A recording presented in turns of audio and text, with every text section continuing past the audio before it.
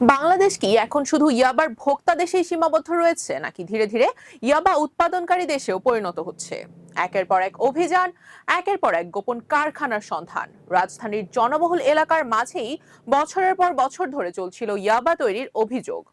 সবচেয়ে উদ্বেগের বিষয়, এসব কারখানা এমনভাবে পরিচালিত হচ্ছিল যে আশেপাশের মানুষও দীর্ঘদিন কিছুই বুঝতে পারেননি। তাহলে প্রশ্ন উঠছে, মাদকের এই নতুন নেটওয়ার্ক কতটা বিস্তৃত, কারা এর পেছনে, আর আইন শৃঙ্খলা রক্ষাকারী বাহিনীর সামনে তৈরি হচ্ছে কত বড় চ্যালেঞ্জ?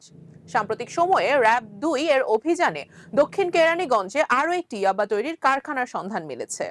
অভিযানে উদ্ধার করা হয়েছে দুটি ইয়াবা তৈরির মেশিন, প্রায় ১৭ কেজি কাঁচামাল এবং ৩১,৫০০ পিস ইয়াবা। গ্রেপ্তার করা হয়েছে কারখানার মূল হোতা হিসেবে অভিযুক্ত একজন এবং তার সহযোগীকে। র‍্যাব জানায়, গোপন সংবাদের ভিত্তিতে প্রথমে মোহাম্মদপুরের বসিলা হাউজিং এলাকা থেকে ফয়সাল ইসলাম মিঠুকে আটক করা হয়। তার কাছ থেকে উদ্ধার করা হয় ১১,৭৫৯ পিস ইয়াবা। এরপর জিজ্ঞাসাবাদে পাওয়া তথ্যের ভিত্তিতে কেরানীগঞ্জে তার বাড়িতে অভিযান চালিয়ে একটি ইয়াবা তৈরির মেশিন উদ্ধার করা হয়। কিন্তু তদন্ত সেখানেই থেমে থাকেনি। পরবর্তী তথ্যের সূত্র ধরে দক্ষিণ কেরানীগঞ্জের সাবান ফ্যাক্টরি রোড এলাকার মদিনা টাওয়ারের একটি প্রতিষ্ঠানে অভিযান চালানো হয়। সেখান থেকে কেমিস্ট নাসিরকে গ্রেপ্তার করা হয়। র‍্যাবের ভাষ্য অনুযায়ী নাসির নিজেই ইয়াবা তৈরি করতেন এবং নিজেই দেশের বিভিন্ন এলাকায় সরবরাহ করতেন। সবচেয়ে বিস্ময়কর তথ্য হলো, এই অভিযানটি ছিল মাত্র কয়েকদিনের ব্যবধানে একই এলাকায় দ্বিতীয় ইয়াবা কারখানা উদ্ধারের ঘটনা। অর্থাৎ এটি বিচ্ছিন্ন কোনো ঘটনা নয়, বরং একটি সম্ভাব্য নেটওয়ার্কের ইঙ্গিত দিচ্ছে।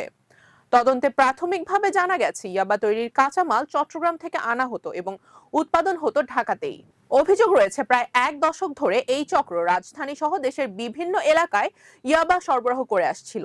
ঘটনার আরেকটি গুরুত্বপূর্ণ দিক উঠে এসেছে স্থানীয়দের বক্তব্যে। তারা বলছেন, ভবনটিকে সবাই একটি কেমিক্যাল বা রঙের কারখানা বলেই চিনতেন।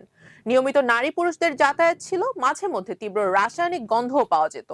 কিন্তু সেটিকে কেউ সন্দেহজনকভাবে দেখেননি, কারণ সবার ধারণা ছিল এটি বৈধ কেমিক্যাল ব্যবসার অংশ। অভিযানের পরই তারা জানতে পারেন, সেই প্রতিষ্ঠানের আড়ালেই চলছিল ইয়াবা উৎপাদনের অভিযোগ।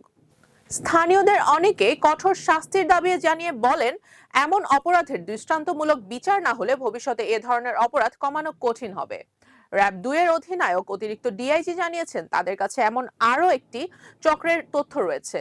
তবে তদন্তের স্বার্থে এখনই সেসব তথ্য প্রকাশ করা যাবে না। এই বক্তব্য থেকেই স্পষ্ট, আইন শৃঙ্খলা বাহিনী মনে করছে বিষয়টি শুধু একটি বা দুটি কারখানার মধ্যে সীমাবদ্ধ নয়, বরং এর পেছনে আরো বিস্তৃত একটি নেটওয়ার্ক থাকতে পারে, যা এখনো তদন্তাধীন।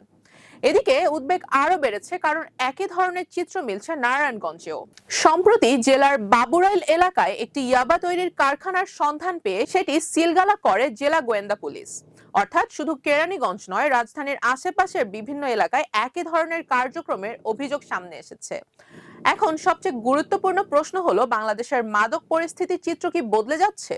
এতদিন সাধারণভাবে ধারণা ছিল ইয়াবার বড় অংশ সীমান্ত পেরিয়ে দেশে প্রবেশ করে, কিন্তু সাম্প্রতিক ঘটনাগুলো দেখাচ্ছে সীমান্ত দিয়ে কাঁচামাল বা উপাদান আসার পাশাপাশি দেশের ভেতরেও উৎপাদনের অভিযোগ সামনে আসছে।